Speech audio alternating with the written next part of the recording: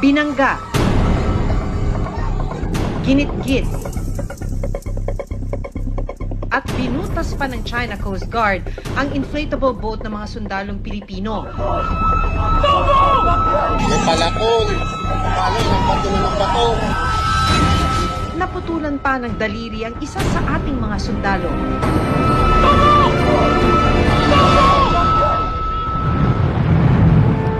Wala. Lapitan nyo kagad yung lapitan nyo kagad yung... Ito ay para drop. Gitgitan, Ako, habulan, mapagkain nata. at halos magbanggaan sa gitna rin ng Ayungin Shoal. Matapos agawin ng China Coast Guard ang food supply para sa mga sundalong nakadestino sa BRP Sierra Madre. Ako, sa bahura, mapagkain kayo. Bahura. At nang bakuhan na ng China Coast Guard ang mga food supply, itinapon pa nila ito sa dagat. At hindi na napakinabangan pa.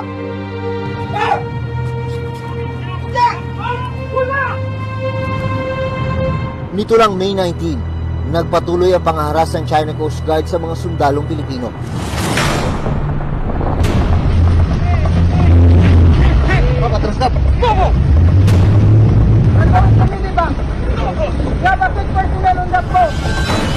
Sa videong ito, makikita ang pagbangga ng China Coast Guard sa rubber boat ng Philippine Coast Guard sa kalagitnaan ng isang medical evacuation mission. Kinakailangan kasing respondihan ng isang sundalong may sakit sa BRP Sierra Madre. Nag-dangerous maneuver din ang malalaki nilang barko sa kalagitnaan ng pagsagip sa Pinoy na sundalo.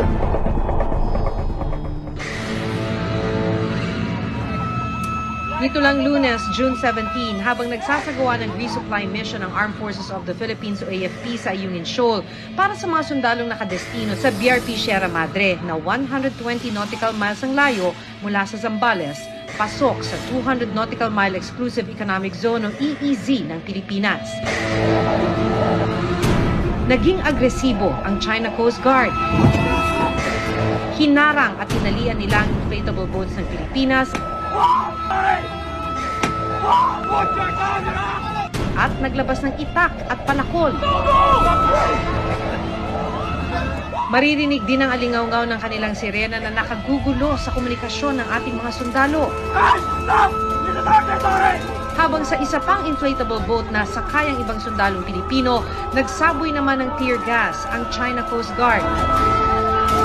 At sa isang video, makikita na pinagtataga at binutas pa ng China Coast Guard ang inflatable boat ng mga sundalong Pilipino. Sa satellite footage na ito, makikita naman kung paano ginitgit ng China Coast Guard ang sasakyang pandagat ng Pilipinas.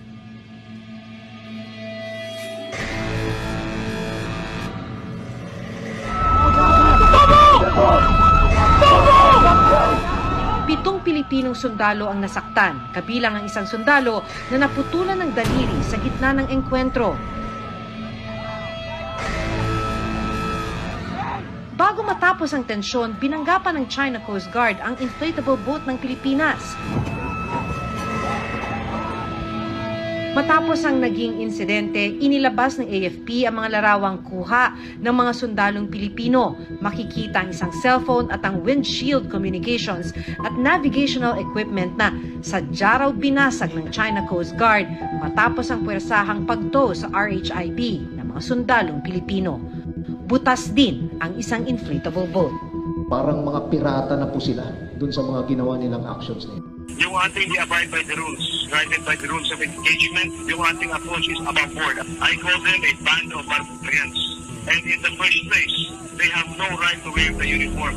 Coast Guardsmen are supposed to be responsible for safety of life at sea, where actions endanger life at sea. Other than, we should now be very careful in looking at what China is doing in the West Philippine Sea, because it will also be done to them.